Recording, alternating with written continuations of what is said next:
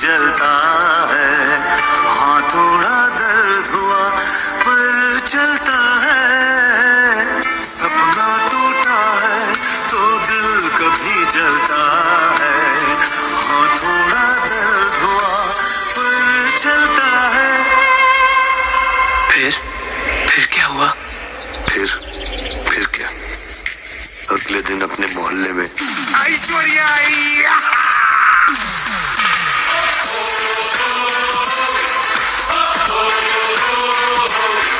अपना खोपड़ी फिर चक्कर खा गया।